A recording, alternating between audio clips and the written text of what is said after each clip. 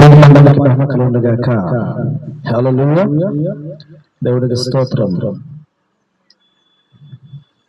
మంచిది. ఈ ఉదయకాల సమయంలో మరి చేరువచ్చినటువంటి మీ అందరికీ మన ప్రభుని రక్షకుడును నజరుడైన యేసుక్రీస్తు అతి శ్రేష్టమైన నామమునందు వందనాలండి.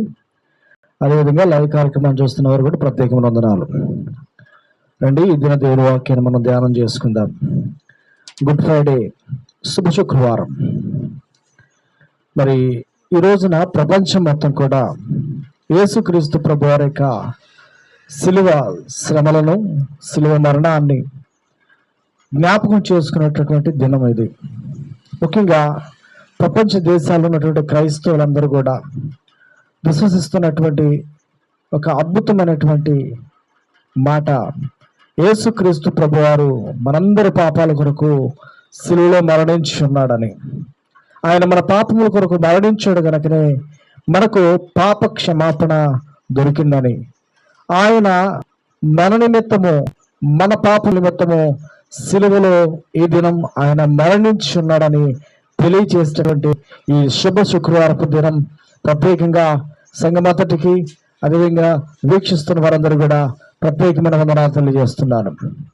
రండి, ఈ రోజున కొన్ని అద్భుతమైనటువంటి విషయాలు దేవుని లేఖనాల్లో మనం చూద్దాం. దేవుని సంగమా, మనము శిలువను గురించినటువంటి వార్త నశించున్న వ్యక్తులకు వెరితనం కానీ, రక్షించబడుతున్నటువంటి వారికి అది దేవుని యొక్క మహా ఉన్నతమైనటువంటి శక్తి అని వాక్యం సెలవిస్తుంది. మీరు చాలా జాగ్రత్తగా గమనించండి. నేటి దినాల్లో క్రీస్తుని గురించినటువంటి వాక్యాన్ని ప్రకటించటము అన్నా, క్రీస్తుని గురించినటువంటి మాటలు వినాలన్నా కానీ కొందరికి అవి చాలా బాధాకరంగా ఉన్నటువంటి దినాలు నేటి దినాల్లో చూస్తున్నాం. క్రైస్తవుల పట్ల చిన్నచూపు, క్రైస్తవుల పట్ల వ్యతిరేక ధోరణి, క్రైస్తవుల మీద మరి దాడులు, ఇవన్నీ చూస్తున్నప్పుడు మనము ఏ రీతిగా ఇవన్నిటి కూడా తాళుకొని వీటన్నిటిని కూడా చూస్తూ ఎందుకు ఇంకా ఇంకా ఇంకా ఇంకా ప్రజలు మరి యేసు ప్రభుని ఆరాధించే వాళ్ళు పెరుగుతున్నారంటానికి కారణం ఏంటంటే, సాధారణంగా భయపెడితే, దాడి చేస్తే వదిలిపెట్టారు కదా. కానీ విచిత్రం ఏంటంటే పెరుగుతుంది. దీనికి కారణం ఏంటంటే, క్రైస్తవ్యం అనేది మనిషి ఇచ్చల వల్ల, మనిషి ఆలోచన వల్ల, మనిషి యొక్క జ్ఞానాన్ని బట్టి వర్ధిల్లేది కాదు, కానీ యేసుక్రీస్తు ప్రభువారి యొక్క నిజ సత్యాన్ని బట్టి, ఆయన యొక్క పరలోక మరి ప్రభావవంతమైనటువంటి దేవుని యొక్క మహిమ ప్రజలందరూ కూడా కనపరచు నిమిత్తము ఆయన మనందరి ఎడల చేసినటువంటి గొప్ప కార్యాన్ని బట్టి ఇది పరిశుద్ధాత్మ ద్వారా మాత్రమే ఇది ప్రబలమవుతుంది. ప్రధాన సంగమా, జాగ్రత్తగా ఆలోచన చేయండి. ఈరోజు చాలా మంది క్రీస్తుని గురించినటువంటి విషయాల్లో అపోహలు కలిగి ఉన్నారు. మరి కొందరైతే యేసు ప్రభు వారి మీద ఏదో రకంగా బురద చల్లాలి అనేటటువంటి ప్రయత్నంలోనే ఉంటున్నారు. ఈరోజున వాక్యంలో నుండి పూర్తి చరిత్రను, క్రీస్తు శ్రమల గురించినటువంటి, ఆయన మరణాన్ని గురించినటువంటి పూర్తి చరిత్రను ఈరోజు మనం ధ్యానం చేయబోతున్నాం. దయచేసి పరిశుద్ధ గ్రంథం ఉన్నటువంటి వారు దగ్గర పెట్టుకొని చెప్తున్న లేఖనాలను పరిశీలన చేస్తూ, మరి దాదాపు 2000 సంవత్సరాల క్రితము యేసుక్రీస్తు ప్రభు వారి యొక్క శిలువ శ్రమల గురించి, యేసు ప్రభు వారి పైనటువంటి ఆ భయంకరమైనటువంటి వాదన గురించి, యేసుక్రీస్తు ప్రభు వారిని ఆ రోమా సైనికులు ఏ రీతిగా హింసించారు, అక్కడ ఉన్నటువంటి మతాధిపతులు ఎటువంటి కుట్రలు చేసి ప్రభు వారిని అప్పగించి ఆయన్ను సిలువకు మరి ఆయన సిలువ మీద మరణించుటకు వారు పూనుకున్నటువంటి సత్యాలు ఈరోజు చాలా జాగ్రత్తగా విశ్లేషణ చేద్దాం. ముఖ్యంగా ముందుగా మనం ప్రారంభించే ముందు సిలువను గురించినటువంటి చరిత్రను మనం తెలుసుకోవాలి. ఈ రోజున సిలువ క్రైస్తవ యొక్క మరి సింబాలిక్ గా మారింది. క్రైస్తవ లోకానికి సిలువ ఈ రోజున సింబల్ గా ఈ రోజున వాడబడుతుంది. అటువంటి క్రైస్తవ సిద్ధాంతంలో సిలువను గురించినటువంటి క్లుప్త చరిత్ర మనకు తెలియాలి. ఆ చరిత్ర తెలియకోకుండా మనముంటే మనం ఏదో లోటులో ఉన్నటువంటి వ్యక్తులుగా మనం ఉంటాం. సిలువను గురించినటువంటి క్లుప్త చరిత్ర మనం చూద్దాం. దాదాపు క్రీస్తు పూర్వము 8వ శతాబ్దంలో, యేసుక్రీస్తు ప్రభువారు పుట్టుటకు 800 సంవత్సరాల క్రితము హెరోడస్ అనేటటువంటి గ్రీకు చరిత్రకారుడు ఈ సిలువను గురించినటువంటి శిక్షాస్మృతిని గురించినటువంటి వివరాలు రాయడం జరిగింది. వాస్తవానికి ఇవి ఎక్కడి నుండి ప్రారంభమని అంటే పర్షియా దేశంలో ఈ యొక్క సిలువ ఆ సిలువకు అనగా మ్రానుకు మరి ఒక బలి పశువుగా మ్రానుకు వేలాడదీసబడినటువంటి ఆ విధానాన్ని చూపించే విధంగా మరి సిలువకు మనుషులను మరి కొట్టి అంటే మేకులతో కొట్టి వారిని వేలాడదీసినటువంటి పద్ధతి ఉండేదంట. అది దాదాపు అది పర్షియా ప్రాంతం నుండి ఆఫ్రికా ప్రాంతానికి అది మైగ్రేట్ అయింది. అక్కడ ఆఫ్రికా ఖండంలో కూడా ఈ సిలువ ఏదైతే ఉందో మరణకాండ దాన్ని ఆఫ్రికాలో అమలు చేయడం ప్రారంభించారు. అక్కడ నుంచి ఆఫ్రికా ఖండం నుండి దాదాపు మరి కార్తేజికి అనేటువంటి ప్రాంతంలో ఆ దేశంలో ఆఫ్రికాలో ఉన్నటువంటి కార్తేజికి అనేటటువంటి దేశంలో మరి ఇటువంటి శ్రమలు పెడుతున్నప్పుడు మరి అటువంటి పరిస్థితిని చూసినటువంటి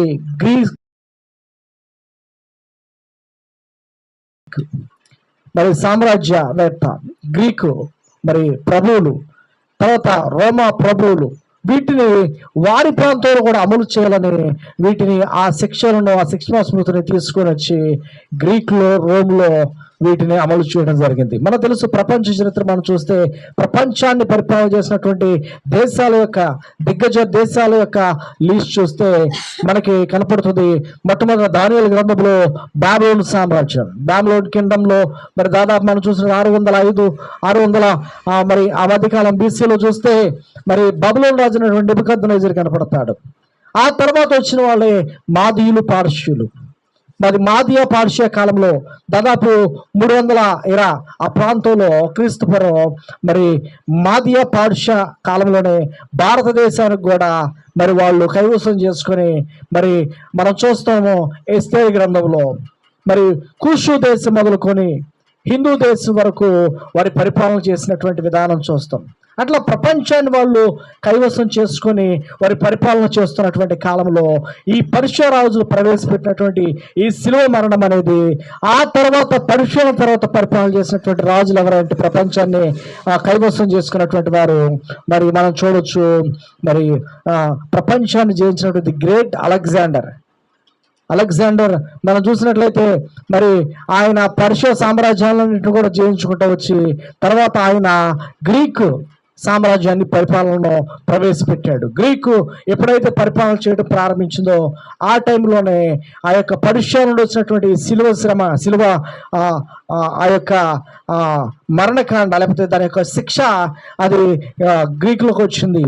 గ్రీక్ తర్వాత దీన్ని దీన్ని అమలు చేశారు. దాదాపు మనం చూస్తే గ్రీస్లో, రోమ్లో మరి ఇటువంటి పద్ధతిని అలెగ్జాండర్ చాలా మందికి విధించినట్లుగా మనం చూడొచ్చు. ప్రదేశ సంగమా ఇటువంటి శిక్షలు ఎందుకు వేస్తారంటే సిలువ మీద లేకపోతే మ్రాను మీద వేలాడదీయబడటం చాలా పెయిన్ఫుల్ డెత్ అంటారు. మీరు కనుక గమనించండి, ఒక వ్యక్తిని మరి 2 చేతులకి కాళ్ళకు మేకులు కొట్టి ఆ కొట్టబడినటువంటి వ్యక్తిని ఆ బాధతోనే బాధపడుతున్నటువంటి వ్యక్తిని మరలా తీసుకుని వెళ్ళి ఆ గాల్లో ఆకాశానికి భూమికి మధ్యలో వేలాడదీయటం, ఆ మేకులు ఆ యొక్క బరువు దేహం యొక్క బరువు అంతా కూడా ఆ కొట్టబడినటువంటి మేకులు చీల్చుకుంటూ వెనక్కి వస్తున్నప్పుడు వచ్చే పెయిన్ ఏదైతుందో ఆ పెయిన్ అది చూస్తుండగా ఎవడు తప్పు చేయకూడదనే విధంగా ఇటువంటి శిక్షలు అమలు చేయడం చేసేవారు. అయితే మనం చూస్తే ఇది ఎక్కువగా ఎవరికి వేసేవారంటే దొంగలకు, మరి బందిపోటు దొంగలకు, మరి భయంకరమైనటువంటి కిరాతకులకు వేసే శిక్షలు ఇవి. ఇట్లాంటి శిక్షను మనం చూసినట్లయితే 4వ శతాబ్దంలో కాన్స్టంటైన్ మరి మనం చూసినట్లయితే చక్రవర్తి అయినటువంటి కాన్స్టంటైన్ వచ్చే వరకు అమలు చేసుకుంటూ వచ్చారు. ఎప్పుడంటే క్రీస్తు శకం 400 సంవత్సరం వరకు, క్రీస్తు పూర్వము 800 సంవత్సరాల నుంచి క్రీస్తు శకం 400 సంవత్సరాల మధ్యలో ఈ యొక్క సిలువను గురించినటువంటి ఈ మరణ శిక్షణ గురించి అప్పటి కాలం ప్రజలకు బాగా తెలుసు. ఎందుకు కాన్స్టంటైన్ చక్రవర్తి నిషేధించాడంటే దానిలో ఉన్నటువంటి పెయిన్, దాంట్లో ఉన్నటువంటి శ్రమ అతడు గుర్తెరిగి యేసుక్రీస్తు ప్రభు వారిని తెలుసుకున్న వాడిగా ఆ శిక్షణ పూర్తిగా ఎవరికి వేయకూడదని ఆపేశాడంట.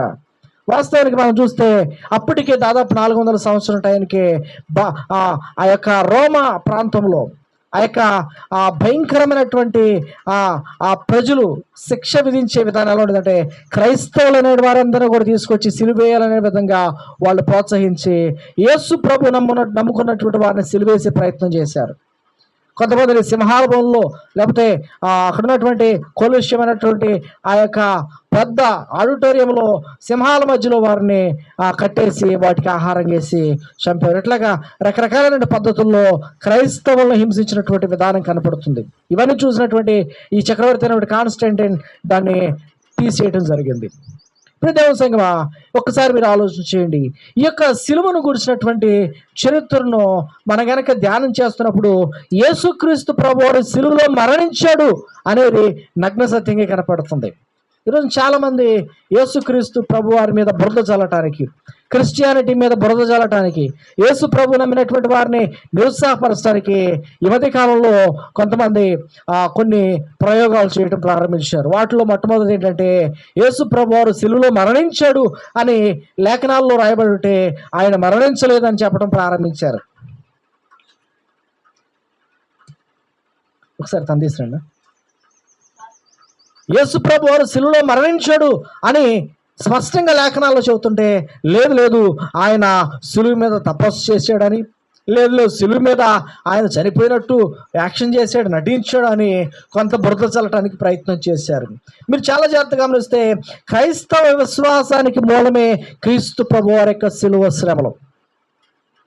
యేసు ప్రభు వారు బోధించినటువంటి బోధలన్నింటిలో కూడా ప్రత్యేకమైనటువంటి మనిషిని ఆకట్టుకున్నటువంటి బోధలు ఏంటంటే సహించటం, కరుణ, ప్రేమ.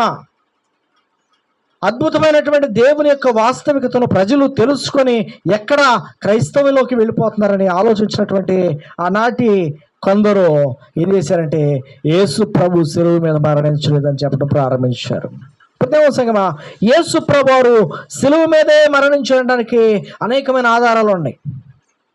మొట్టమొదటిగా మనం చూస్తే యేసు ప్రభు వారు సిలువ మీద మరణించాడు అని అనడానికి మొట్టమొదటిగా మనం చూసినట్టే సిలువ మరి ఆ చరిత్రను మొట్టమొదటిసారిగా ఎర్లీ ఇయర్స్లో, అనగా సిలువ వేయబడినటువంటి ఆ యొక్క కాలంలో మనం చూసినట్లయితే ప్రత్యక్ష సాక్షులు దాని గురించి చెప్పిన వారు ఉన్నారు.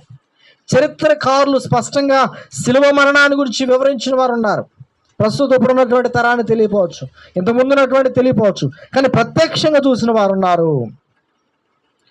అపోస్తలుడైనటువంటి పౌలు, మరి మనం చూసినట్లయితే యేసుక్రీస్తు ప్రభువారు సిలువ మరణం తర్వాత ఆయన రక్షణ పొంది యేసు ప్రభువారి గురించి ప్రకటిస్తూ వెళ్ళినప్పుడు, యేసు ప్రభువారిని సిలువేస్తున్నటువంటి టైంలో అతడు ఆ యెరూషలేములో ఉన్నాడు.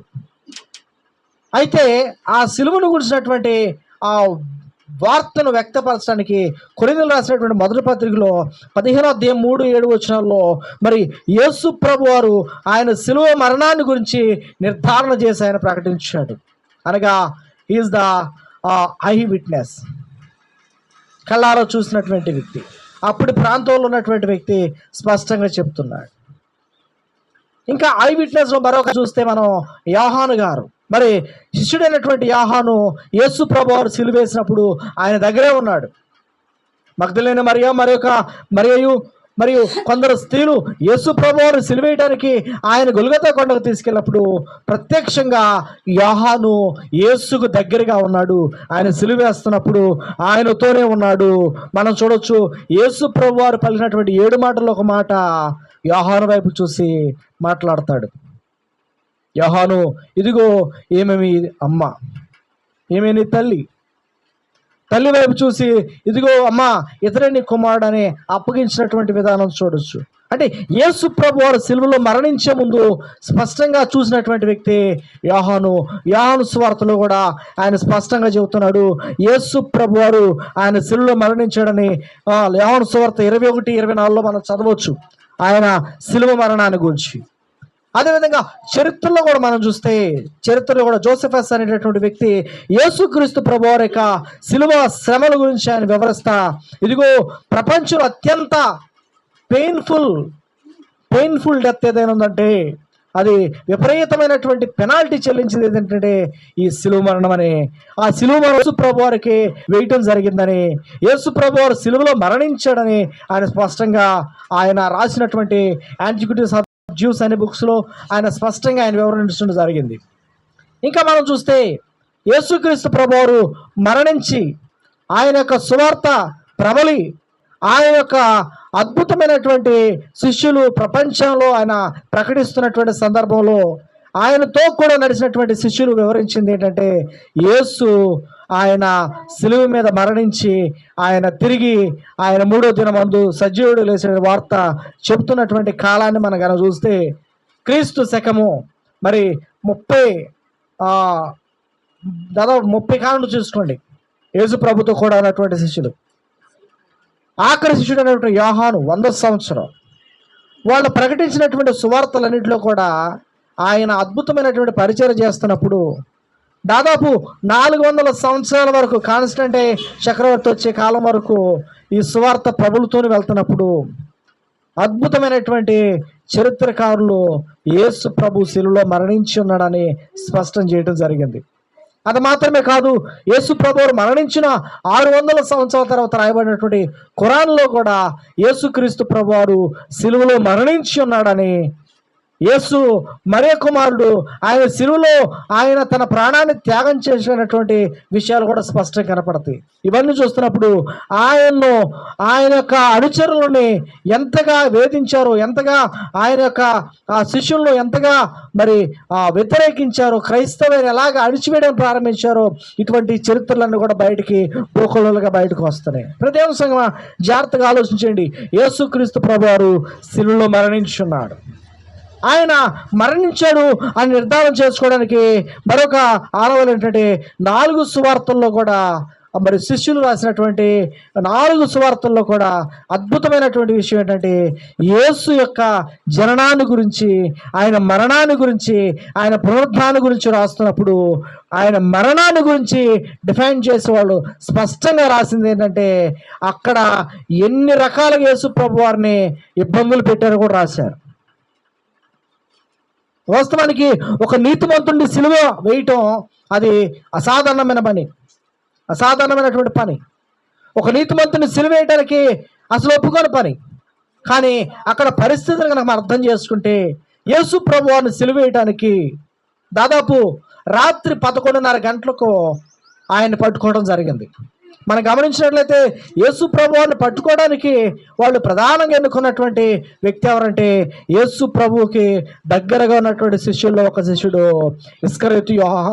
ఇస్కరియోతు యోధాను వాళ్ళు 30 ఎండు నాణేలకి కొనేశారు.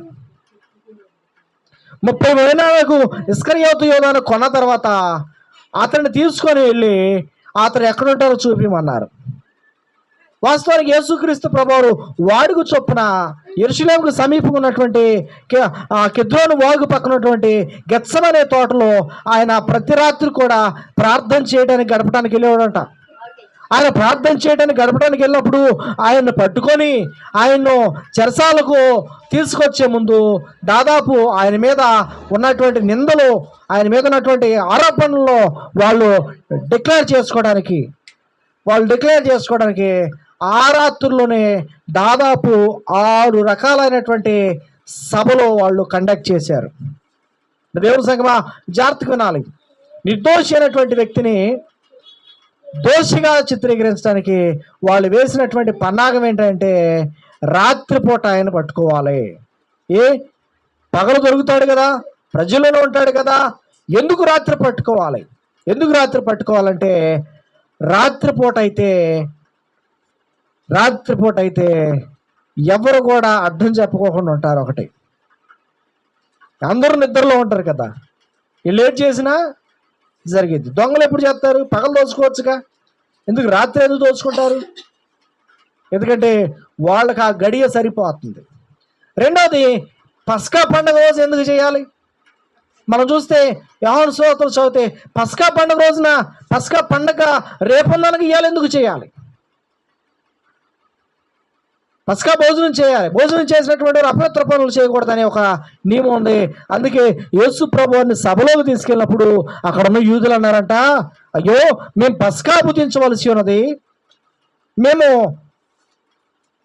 పస్కా భుజించే ముందు ఇట్లాగా మేము వచ్చి ఇట్లాంటి తీర్పులు తీర్చకూడదని భక్తిగల యూదులందరూ కూడా ఇప్పుడు రాడంట.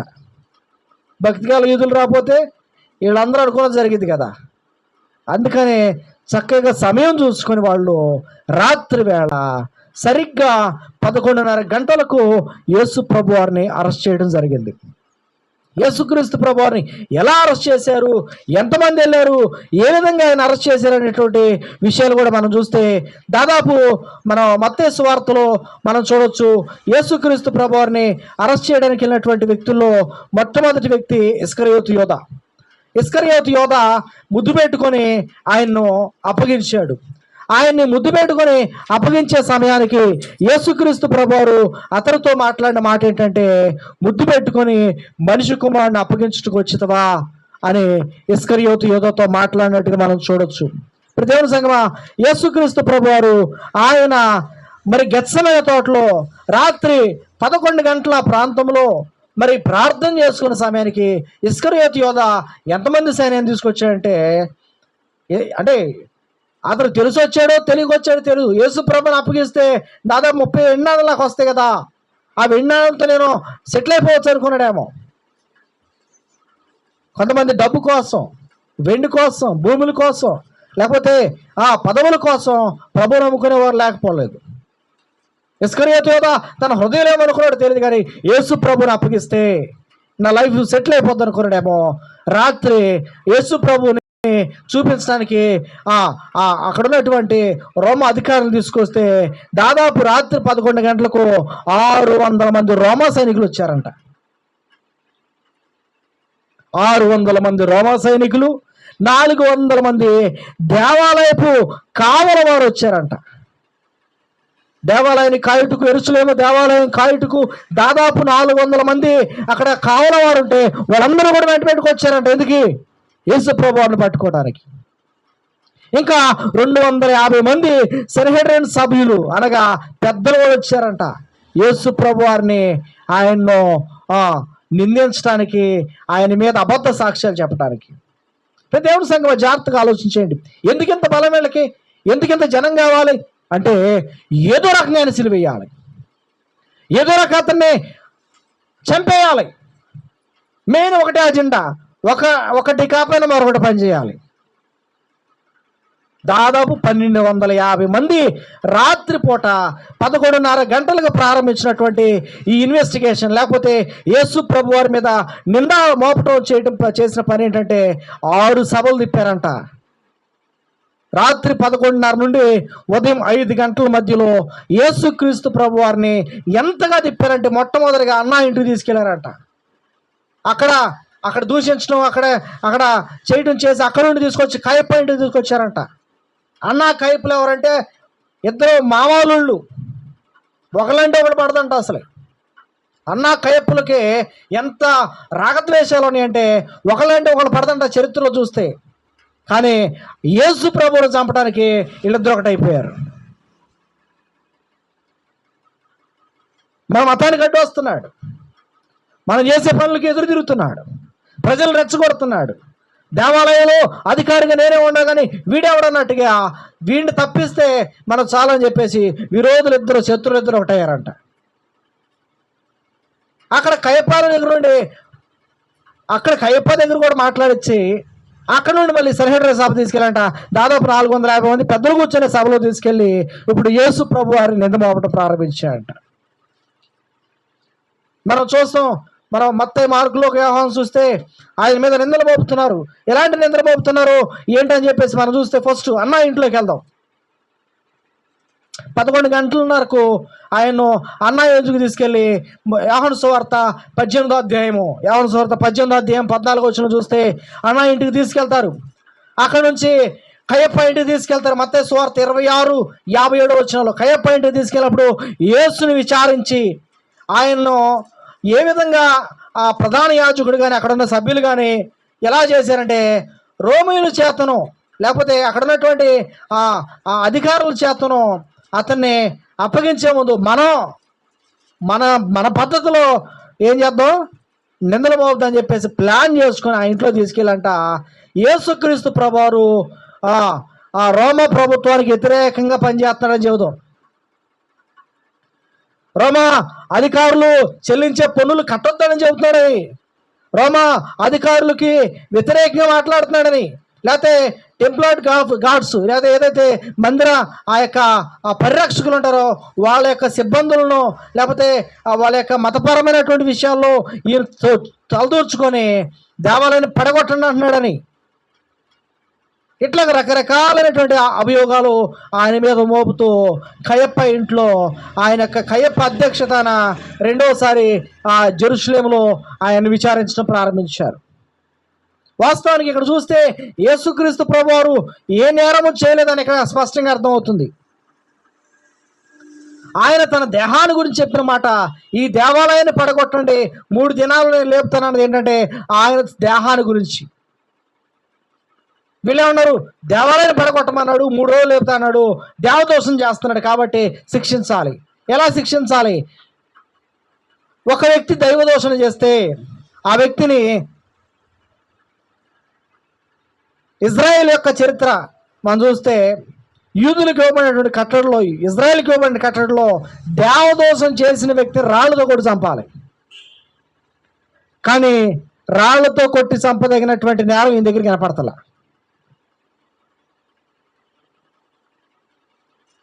మరి ఎట్లాగా ఏదో రకంగా చంపాలన్న ఉద్దేశం ఏం చేశారంటే ఆ రాత్రికి రాత్రే అక్కడ నుండి కయప్ప ఇంట్లో నుండి మరలాగా 3వది సన్హెడ్రిన్ సభ తీసుకెళ్లారంట. సన్హెడ్రిన్ సభ అంటే దాదాపు మత్తయి సువార్త 26, 59 నుండి 68 వచనాలు ఆ రాత్రి దాదాపు 71 మంది చేరుకున్నారంట ఆ సభలోకి. ఎవరంటే ఆ యొక్క సన్హెడ్రిన్ పెద్దలు. ఈ 71 మంది చేరుకొని వాళ్ళు చెప్తున్న మాట ఏంటంటే మళ్ళా కయప్ప ఇంట్లో ఏదైతే మాట్లాడుకున్నారో ఏమని, ఈయన దేవాలయాన్ని పడగొడతానన్నాడు ఒకటి, రెండోది మత్తయి ఇంట్లో భోజనం చేశాడు, వాళ్ళ ఇంట్లోకి వెళ్ళి భోజనం చేయకూడదు 2, మూడోది సుంకరైన జక్కయ్యతో స్నేహం చేశాడు, యూదులైన వాడు సుంకరులతో స్నేహం చేయకూడదు, 4 వ్యభిచారులతో తిరిగాడు, వ్యభిచారిని క్షమించినందుకు ఆయనతో తిరిగారనమాట. ఇంకా ఆయన క్షమించినటువంటి స్త్రీ ఏదైతుందో మగ్ధలేన మరియా, ఆమెను కూడా ఆయన క్షమించడం ఏంటి, దేవదోషం ఇది. సో ఇట్లాగ వాళ్ళు ఆయన చేసిన ప్రతిదాన్ని కూడా ఎత్తుపట్టడం ప్రారంభించాడు. ఇతడు దెయ్యాలతోనే దెయ్యాలను నిలగొట్టాడు, ఇట్లా రకరకాలైనటువంటి అభియోగాలు చేయడం ప్రారంభించాడు.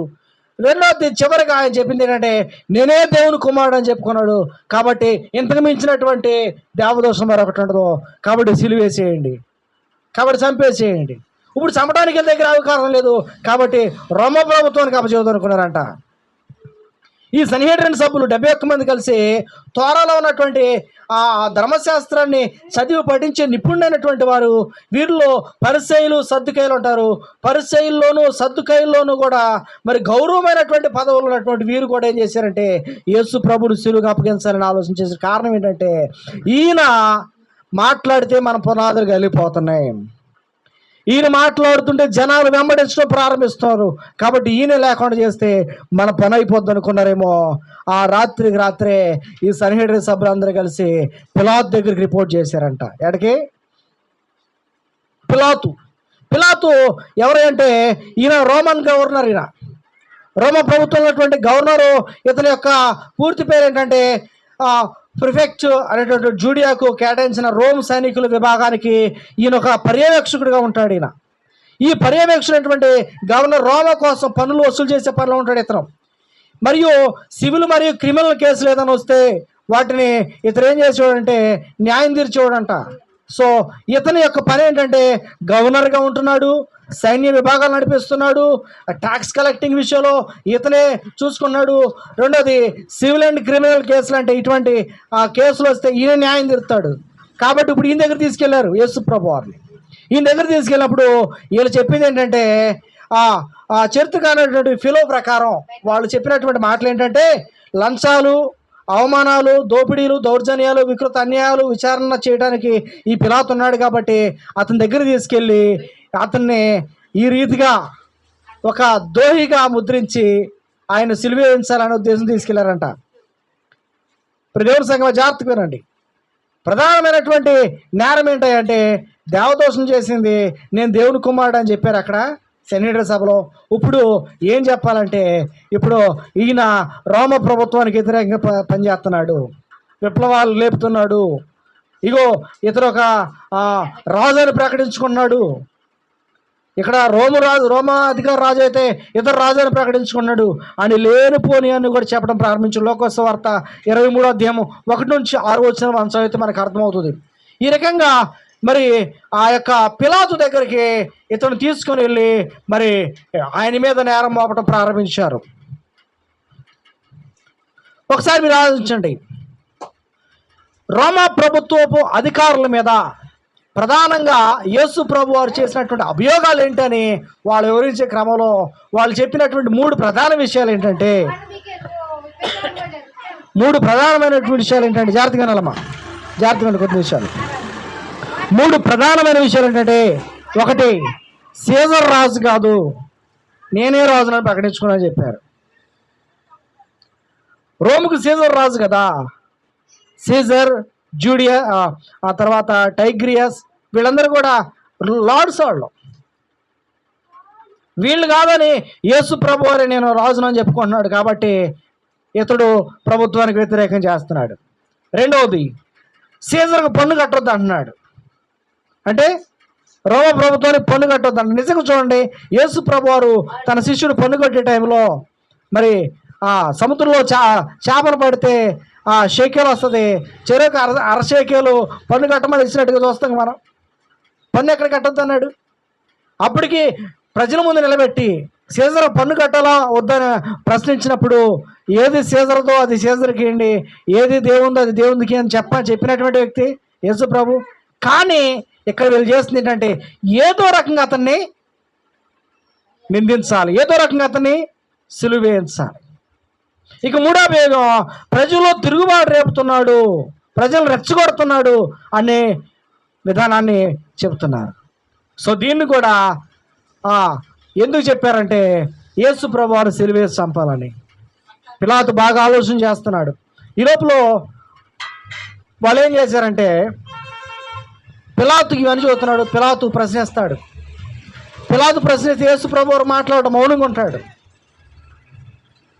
సరే, ఈయన మౌనంగా ఉన్నాడు కదా, ఈయన గురించి కాదు కానీ ఈ సమయంలో మరి హేరోదు గలిలయ ప్రాంతం నుండి యెరూషలేముకు వచ్చాడు కాబట్టి హేరోదు దగ్గర తీసుకెళ్ళి విచారణ చేయండి అంటారు. అర్థమవుతుందా? ఇదంతా ఈరోజు జరిగినటువంటిది. యేసు ప్రభు వారు సిలువ మరణం వెనకాల ఎన్ని కుట్రలు దాగా ఉన్నాయో, ఎన్ని భయంకరమైనటువంటి నిజాలు ఉన్నాయో ఈరోజు మీరు అర్థం చేసుకోవాలి. పిలాతు అయిపోయింది, ఇప్పుడు హేరోదు దగ్గర పంపిస్తున్నారు.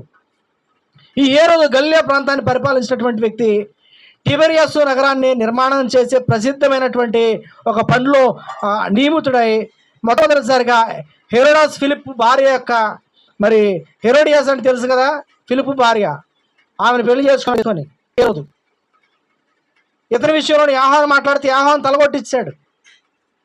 ఈ హేరోదు ఆడికి వచ్చాడంటే ఈ హేరోదు దగ్గర పంపిస్తాడు. హేరోదు ఏమో యేసును చూసినప్పుడు యేసు ప్రభు ఇతను అద్భుతం చేస్తాడేమో ఆలోచన చేస్తాడు. ఆయన ఏదో మహిమలు చేస్తా ఉండగా చెప్పంటే ప్రభు ఏం మాట్లాడకపోతే చివరికి నువ్వు రాజు అంటగా అని ఏకాళం చేసి ఆ వస్త్రాన్ని తీసి ఆయన మీదేసి ఎగతాళి చేస్తాడు. చివరికి ఈడు పిచ్చోళ్ళు తీసుకెళ్ళిపోండి అంటే మళ్ళీ ఈయన కూడా ఏం శిక్ష అని చెప్పేసి మరలా తీసుకొచ్చి పిలాతు దగ్గర తీసుకొచ్చారంట. ఎవరిని? యేసు ప్రభు వారిని.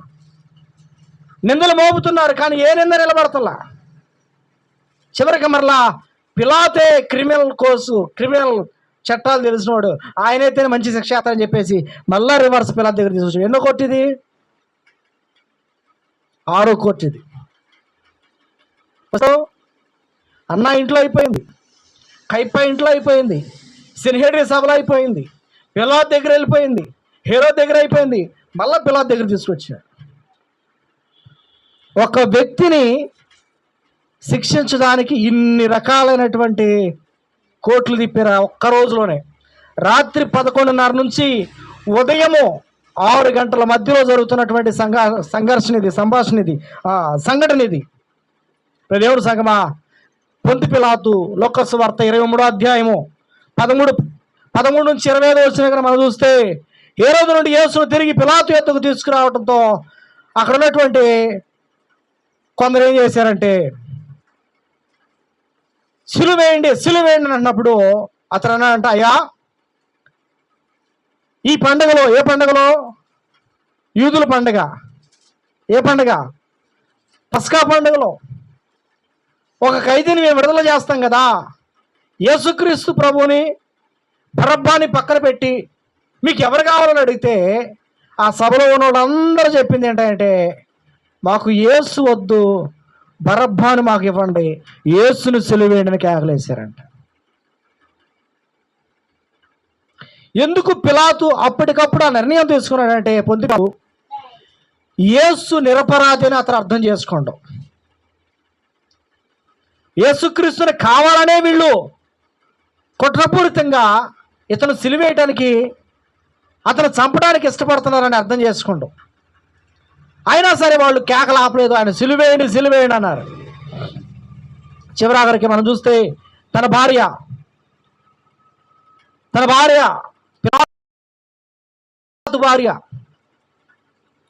పరిగెత్తుకుంటూ ఉదయాన్నే వచ్చేసింది పిలాతు దగ్గరికి. వచ్చా అంటది, అయ్యా రాత్రి నా కల్లో ఆ నీతిమంతుడు గురించినటువంటి మనోవేదన నాకు కలిగింది, దయచేసి అతని విషయంలో నేను నిర్ణయం తీసుకోవద్దని చెప్తే, చివరి పిలాతు అన్నాడంట, ఈ నిరపరాధి విషయంలో నాకు ఎటువంటి దోషం లేకుండా ఉన్నట్లు నా చేతులకు అడిగేసుకుంటున్నా, మీ ఇష్టం వచ్చింది మీరు చేసుకోండి అన్నాడంట. చూడండి, ఈ రోజున జనాలు ఎట్టు మాట్లాడితే ప్రభుత్వాలు కూడా అటే ఉంటాయి. చేసేది ఏం లేదు, పక్క తప్పుకోవడమే, చేసేది ఏం లేదు. కళ్ళారా చూస్తున్న ప్రస్తుతం ఇప్పుడు జనాలందరూ కూడా కావాలనుకునేది ఏంటంటే యేసును సిలువ వేయాలని. పిలాతు వెంటనే నీళ్లు తెప్పించి గిన్నెలో, ఈ నిరపరాధి రక్తం వలన నాకు కానీ నా కుటుంబానికి కానీ ఎటువంటి దోషం ఉండకూడదని చేతులు కడుక్కుంటే, అక్కడ ఉన్న వాళ్ళు అన్నట, ఈ నిరపరాధి రక్తం మా మీద మా పిల్లల మీద ఉండునుగాక, ముందు ఆయన సిలువేయండి అన్నాడంట. దేవుని సంగమ జాగ్రత్తగా ఆలోచించేయండి. యేసుక్రీస్తు ప్రభువారు సిలువకు అప్పగించినటువంటి క్రమం ఎంత భయంకరంగా ఉందో చూడండి. ఎందుకని అంత భయంకరమైనటువంటి వారికి అంత అసూయ, అంత కోపం, అంత భయంకరమైనటువంటి పరిస్థితి ఏంటంటే, మతం, మా మతానికి అడ్డుగా ఉంటున్నాడు, మా ఆలోచనలకు వ్యతిరేకంగా ఉంటున్నాడు.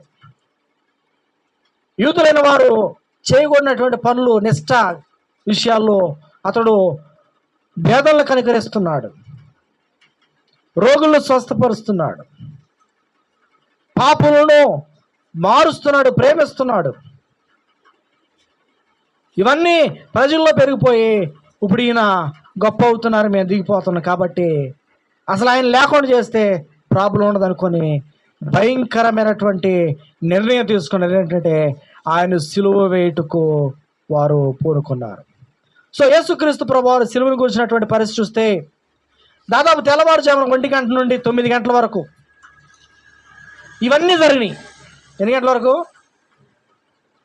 అర్ధరాత్రి 2 గంటల నుండి 11:30కి అరెస్ట్ చేశారు. అక్కడ నుండి పిలాతు దగ్గర తీసుకెళ్లారు. అక్కడ నుంచి అన్న, అక్కడ నుండి కయ్యప్ప, అక్కడ నుండి సెనహెడ్రి సభ, అక్కడ నుండి పిలాతు, అక్కడ నుండి మళ్ళీ హేరోదు, అక్కడ నుండి మరి పిలాతు దగ్గర తీసుకొచ్చి ఈ శిక్ష అమలు చేయడానికి దాదాపు ఉదయం 9 అయిందంట. ఉదయం 9 గంటల నుంచి ఇవి మనం చూసుకుంటే దాదాపు 3 గంటల వరకు, మధ్యాహ్నం 3 గంటల వరకు యేసు ప్రభువారిని సిలువేసే కార్యక్రమం ఉన్నారు. యేసుక్రీస్తు ప్రభువారిని దాదాపు ఉదయం 9 గంటలకు సిలువ కట్టి ఆయన ఆ ఊరిలో వీధి వీధిని చెప్పుకుంటా ఆయన్ని గొల్గొతా కొండ వరకు నడిపించి, గొల్గొతా కొండ మీద ఆకాశానికి భూమికి మధ్యలో సిలువ మీద ఆ చేతులకు కాళ్ళకు లాగి ఆ యొక్క మేకులు దిగ్గొట్టి ఆయన్ను ఆ మండు టెండలో ఆయన్ను సిలువ కొట్టారు. గొల్గతా ఆ యొక్క కొండ దగ్గర సిలువ వేసినటువంటి ప్రాంతం నేటికి కూడా మనం కళ్ళారా చూడవచ్చు. చరిత్ర స్పష్టంగా చెబుతుంది, యేసు ప్రభువారు సిలువలో ఆయన ప్రాణం పెట్టాడు. ఎవరి కోసం ప్రాణం పెట్టాడంటే నీ కోసం నా కోసం ఆయన ప్రాణం పెట్టాడు. మనందరి పాపములు క్షమించడం కొరకే ఆయన మౌనంగా ఇన్ని సభల్లో కూడా ఏ ఒక్క సభలో ఏ ఒక్క కోర్టులో ఆయన వ్యతిరేకంగా మాట్లాడాల. నన్ను సిలువ వేయొద్దని ఒక్క మాట అనలే ఆయన. కారణం ఏంటంటే అసలు ఆయన వచ్చిందే సిలువలో మరణించడానికి, అసలు ఆయన వచ్చిందే మనుషులందరి కొరకు ప్రాణం పెట్టడానికి. అందుకే ఆయన మౌనంగా బొచ్చు కత్తిరించు వాని ఎదుట గొర్రె మౌనంగా ఉన్నట్లుగా ఆయన మౌనంగా ఉన్నాడు.